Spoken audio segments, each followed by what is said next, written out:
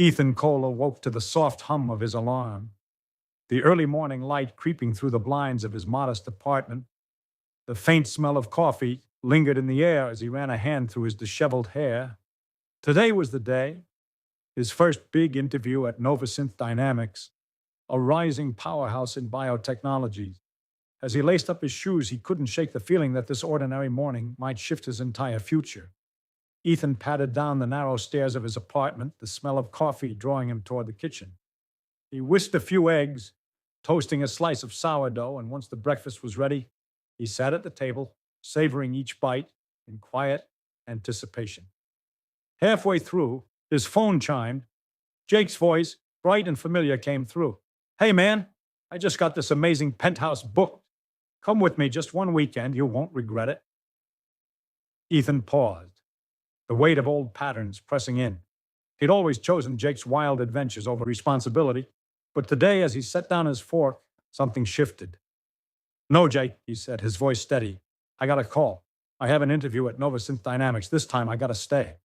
Jake begged, his voice desperate now. "Come on, Ethan, just this once. The view, the freedom."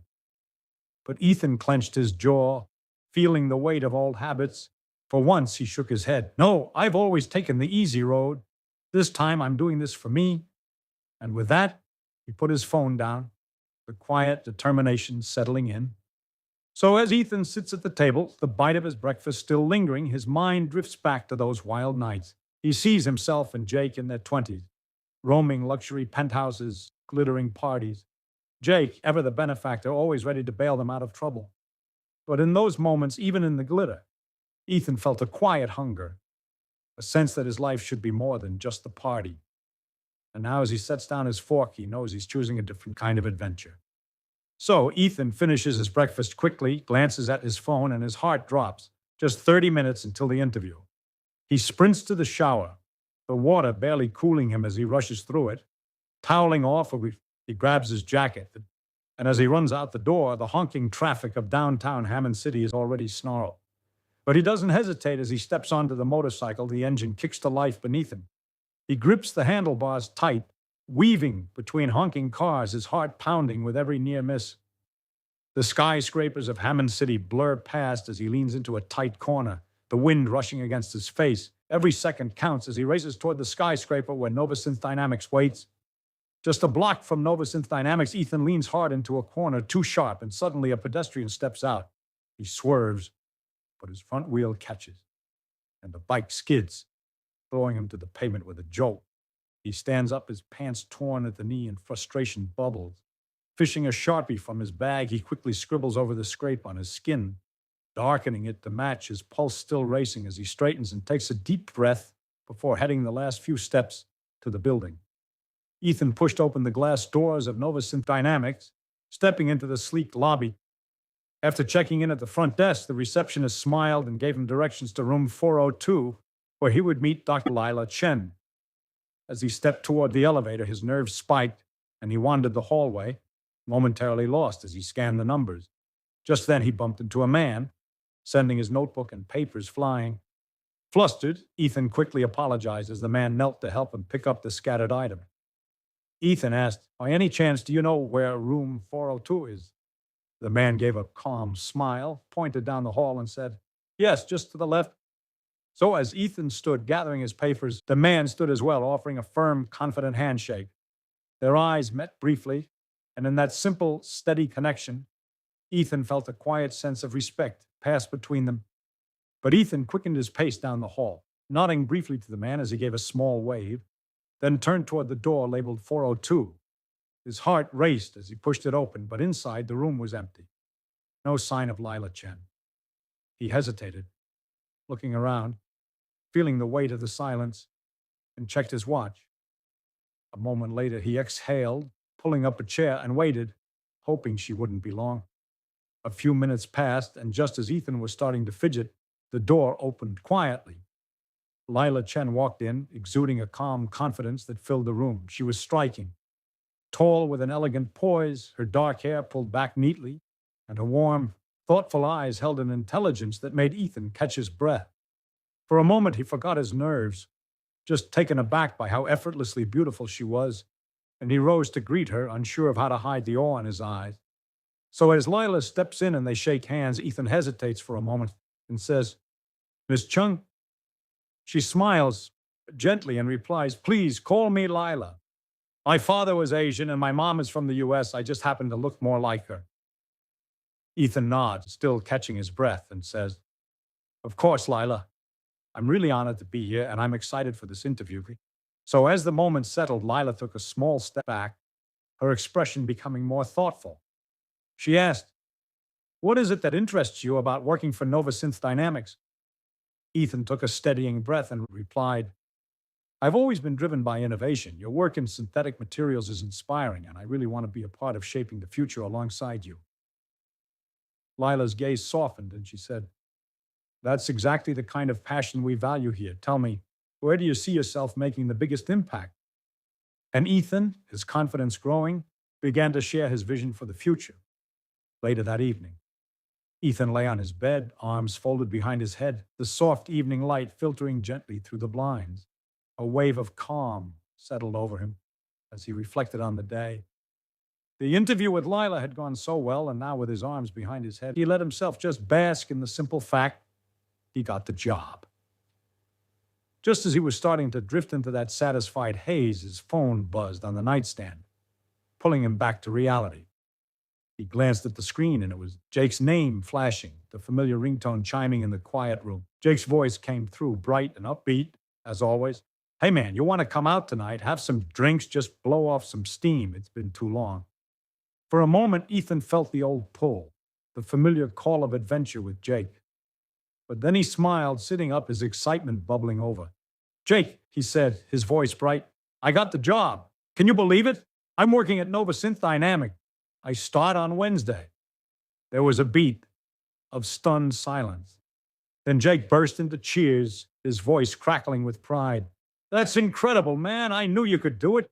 And after a few moments of shared celebration, Jake asked, "So are you down for some drinks to celebrate?" And Ethan, grinning wide, said, "Hell yeah," already feeling the rush of his new beginning and the bond with his friend still holding strong. They arrive at the club around 6 p.m. The whole evening unfolds like a wave, every drink, every beat pulling them further into the night.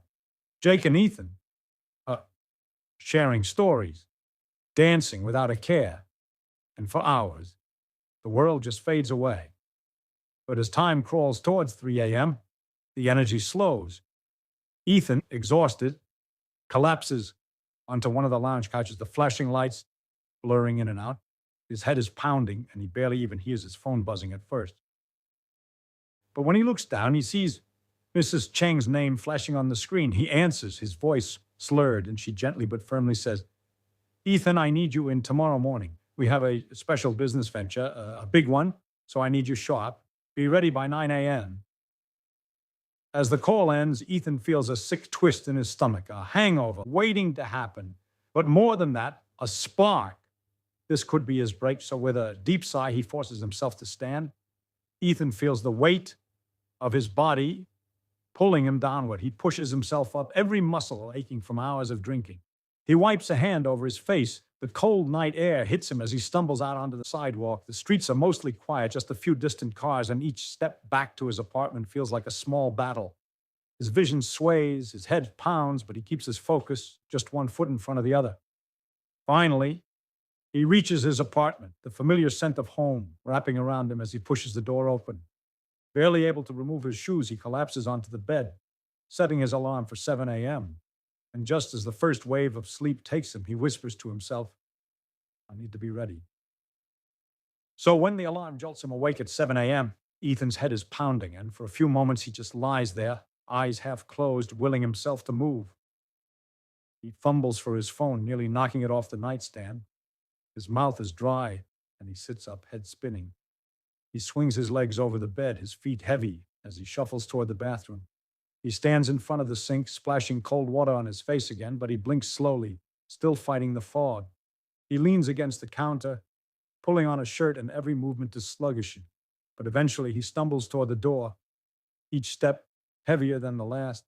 So he stumbles down the stairs, and there, parked by the curb, is his old motorcycle. Sleek, black, and still bearing the scratches. from yesterday's spill. He takes a steadying breath, his fingers clumsy as he fastens his helmet.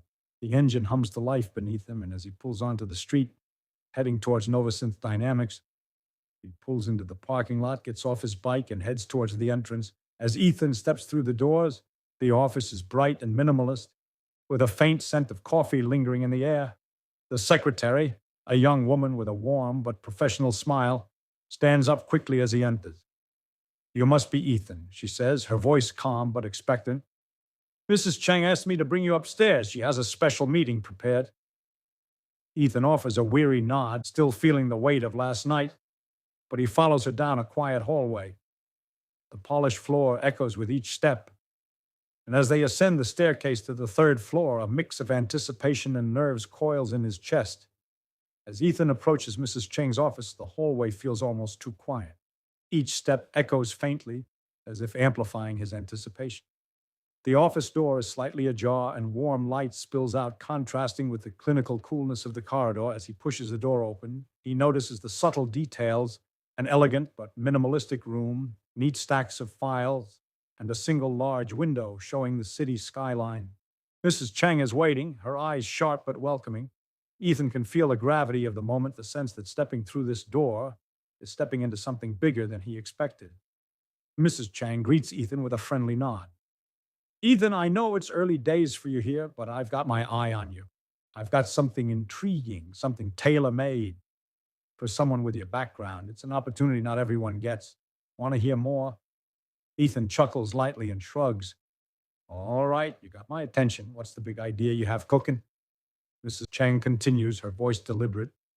"We went through your resume, Ethan, your wildlife background, your curiosity. That's why this opportunity fits. We've secured access to a remote island, one untouched for probably centuries. There's unique biodiversity there, something no one's seen before. But here's the thing," she smiled. "We'll need you on the ground, immersed for a stretch. We'll support you every step, but it's a real commitment." Ethan raises an eyebrow, leaning back with a smirk. "All right, you got me intrigued. But wait, we're talking ground immersion. Like, I'm not going to be wrestling any rare critters out there, right? I just want to know if I need a stylish safari hat, because I'm open, but I've got to look good while doing it." Mrs. Chang chuckles lightly, then her tone steadies. "Don't worry, Ethan, safety is a priority. No critter wrestling required, but I won't sugarcoat it. This is going to be a commitment. You'll be gone for about 5 months, half a year away from home. I need to know you're serious about that. It's an adventure, but it's a big one." Ethan blinks, a bit wide-eyed, and lets out, 5 months. Wow, that's a good chunk of time. He exhales, thoughtful. "I mean, I do have my friends and the few family members I keep up with. 5 months is no joke." Mrs. Chang's voice softens but carries weight. "I know. 5 months is a long time, but here's the thing. This isn't just any assignment. We're offering around $500,000 for this mission. For you alone, Novasynth is going all out on it. You'll come back not just with stories, but with your future set up. Oh, we know what we're asking, and we want to show you it's not just about the work. It's about your life when you return." Ethan leans back, eyes wide, and lets out a playful whistle. $500,000? Okay, now you're just bribing me. I mean, sure, I'll miss my buddies, and who's going to water my house plants? But for that, I'll send them postcards weekly. You know what? I'll even name a seagull after my dad. I'm in." Mrs. Chang offers a genuine smile. "Ethan, I'm really glad you're game for this. We'll make sure you're supported every step. And just between us, if you stumble upon something extraordinary, there might be an extra little surprise waiting for you when we're back." Ethan says, "What do you mean, extra?" Mrs. Chang gives a slight shrug, a wry smile playing on her lips. "Oh, I couldn't say exactly, but if you uncover something remarkable, well, you can bet Biosynth Dynamics would love to, let's say, purchase it from you. They're always eager to take things off your hands."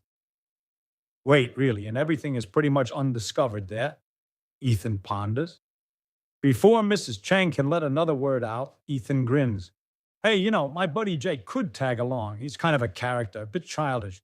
But he's got his own plant company, obsessed with prehistoric plants. He might know something wild, plus he can fund his own snacks." In his mind, Ethan reflects, man, this would be a blast with Jake. He'd be all over this, plants and all the new wildlife. This is the kind of adventure we always talked about. Wish I could bring him along. It would be epic. Ethan leans in, keeping it simple. Look, Jake's got plenty of money. He won't need a dime. Just a place to sleep and a plate at the table. That's it. He's a plant guy, owns his own business, and he's genuinely useful. Plus, he'd make the trip more interesting. He's just along for the ride. No strings. Mrs. Chang nods thoughtfully. All right, Ethan, I'll run it by the lead on this expedition and see what they say. I'll get back to you soon with an answer. As Ethan leaves the meeting, the door quietly closes behind him. We see him step outside into the parking lot, slipping on his helmet as he swings onto his motorcycle. Just as he's about to start the engine, his phone rings. He picks up, and Mrs. Chang's voice says, Ethan, great news. One of our team had to drop out. If Jake's truly self-funded, he's welcome aboard. Just make sure he's ready. Ethan's motorcycle purred as he rode through dimming streets, the city lights flickering in his mirrors. A warm breeze brushed his face, carrying the scent of rain. He gave a quick nod to a kid at a stoplight. Ethan rolled to a stop outside his building, the engine hum giving way to a quiet stillness. As he swung his leg off the bike, he took a deep breath, feeling the day's weight loosen its grip. He unzipped his jacket as he climbed the steps, fishing out his keys and pushing the door open. As the familiar comfort of home enveloped him, he shrugged off his jacket and tossed it over a chair. Pulling out his phone, he leaned against the counter and dialed Jake. As it rang, he absent-mindedly kicked off his boots, smiling to himself. By the time Jake picked up, Ethan had already tossed his jacket aside and was ready to pitch. So, Jake, how about a little adventure? Jake's voice carried a blend of curiosity and hesitation, like he was bracing for one of Ethan's schemes. All right, Ethan, what's this adventure you're hinting at? I mean, last time you said adventure, I ended up hiking in a thunderstorm. So what you got this time, or should I be excited? There was a smile behind his words, but he clearly wanted more details before jumping in head first. Ethan chuckled lightly and said, All right, picture this, untouched beaches, dense jungle. No one's mapped it for who knows how long. We sail out there with a solid crew just to see what's waiting. We're talking new discoveries, maybe wildlife no one's seen. Honestly, I can't promise you a paycheck, but I can promise it'll be something we'll never forget. No pressure, but I think you'd love every minute. Ethan took a steady breath, his tone thoughtful. Jake, I know it's asking a lot. It's 5 months, no pay, but this isn't a business trip. It's a journey I want my best friend on. We've been through everything together, and this is one of those things that when we look back, we'll know we did it side by side. I just hate to do it without you. Jake is completely silent. Ethan's voice warmed with enthusiasm. Jake, think about it. This island is untouched. You love plants, right? Just imagine what's growing out there. Unique ecosystems, undiscovered species. You might find something that changes the game. And hey, if we do, maybe Novasynth or someone else would be all over that research. You'd be at the heart of it, discovering something that could change botany forever. This could be your chance to leave a real mark. Jake sighed, a little more grounded. Ethan, I get the excitement, but 5 months is huge. My company's running at a whole other level now. I can't just drop everything for 5 months for something that might not even pan out. I mean, you're talking about a mystery island with no guarantees. I need more than a guest to walk away from everything for half a year, you know? Ethan, half laughing, said, Jake, you were just talking about wanting to hit a penthouse getaway. Jake shot back immediately. Yeah, Ethan, that was 3 days. You're talking 5 months on some island. That's a bit of a jump, don't you think? Ethan shifted, a grin in his voice now. Okay, sure. Potato, a potato. 3 days, 5 months. Who's counting, right? He chuckled. But seriously, man, I just need you there. I mean, didn't you just hire that new CEO? They seem pretty sharp. I bet they could steer the ship for 5 months. Come on, pull a few strings and let's make this happen. Jake sighed, his tone measured. Look, man, I'll see what I can do. I'll get back to you tomorrow, maybe early morning. But I can't say for sure I'll make it. I don't know if my CEO is ready to handle that stretch. I know he seemed capable. He did fine that week I was out a few months back. But we're talking 5 months here. That's half a year. I've got to think carefully about it, you know? Ethan let out a small sigh of relief. Thanks, man. I really hope you can make it. But hey, if you can't, I guess that's fine. They already cleared a spot for you. So, you're kind of pulling my coattails here. I was sure you'd want to jump at this. He chuckled lightly, but the hope in his voice lingered. Jake's voice picked up with a little more interest. Okay, so they actually made room for me on this? Ethan, with an amused sincerity, replied, Yeah, they did. I had to sell them on the idea because I was convinced you'd be in. But they went for it. so you'd be a big part of this whole thing. Jake asked, so do I have to pay for anything like food, all that? Ethan replied with a reassuring chuckle. Like I said earlier, everything's covered. You won't pay a dime. The only catch is you don't get paid for the initial research. But if we find something that's worth Novasynth's attention, trust me, they'll be ready to pay. Big time. Jake, after a beat, said, all right, Ethan, I'll see what I can do. I can't guarantee anything, but I'll try to clear my schedule. I'd say there's about a 75% chance I can make it. Ethan grinned. Thanks, man. You're the best. Just get back to me as soon as you can, all right? Jake, with a light chuckle, simply said, all right, man, talk to you later. Ethan leans back, the quiet hum of the apartment surrounding him, the morning's pressures ebb away, and a smile tugs at the corner of his mouth. He imagines the salty breeze, the warmth of the sun on his face, and the sound of waves lapping at the shore. The idea of leaving the daily grind behind is no longer a maybe. It's a promise of adventure. And Ethan, he's ready to pack his bag a little later. Ethan sits on the edge of his bed, half-packed bag beside him, phone in hand. He's worried that Jake might be too swamped to actually make it. If Jake doesn't come, Ethan knows he might fall short of impressing Mrs. Chang and worse, waste Biosense's trust and time. He promised them another person, and that promise weighs on him. That's why he's staring at his screen, hoping Jake will come through because Ethan doesn't want to let anyone down. So Ethan sits back and thinks, actually, I don't even know the exact start date yet. Jake might have more time than I realize, or less, but either way, there's still some wiggle room. I should hold off worrying for now.